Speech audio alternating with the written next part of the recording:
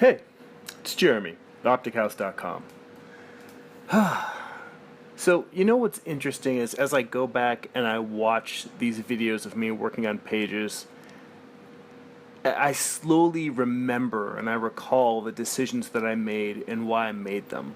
Like, as I'm watching this page being drawn here, I realize that, the placement of the shadows and the lighting and the texture on the pillows was all about me trying to find kind of just the right balance between dark, light, and then using texture to operate as halftone. Like as I'm drawing this area here where I'm filling in black in the wall panels, I notice that there's an area that's a little bit patchy towards the bottom side, and then even as I draw in the T in the window, that I leave a little bit of areas of white in there. And I thought, oh wait, I'm doing that so I'll differentiate, because I knew that I was going to put in black in the foreground, the side of the bed that's facing us, that's a little bit closer. And I wanted to differentiate between those two levels of horizontal planes, the side of the bed being flat black because it's closer, and then the window, the wall that the window is set in, being a little bit lighter, not just because it's farther away, but also because it's by the light. It's by the window, which even in a dark room at night, there's still going to be light coming from it. And then just interesting decisions that I'm starting to make, knowing that I'm working in digital now, like using Photoshop to do gray tones. Like the boy's face when he's sitting up. If I were going to do this in all black and white ink with no Photoshop whatsoever, I would have done that face in a near silhouette with maybe just the eyes showing, almost cartoony, with eyes peeking out of the darkness.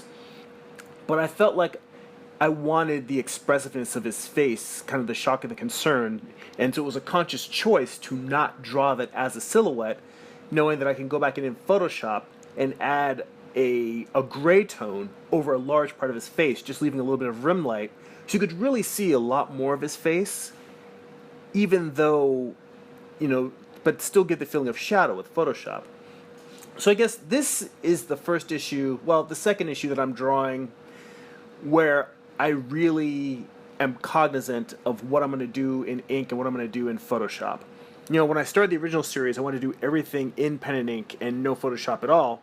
And because of that, I made some lighting decisions that, as I'm going back now and gray toning the comic for the eventual trade collection, I can see spots there I'm like, nah, that lighting decision might have worked in black and white, but it really doesn't describe what's going on in the scene.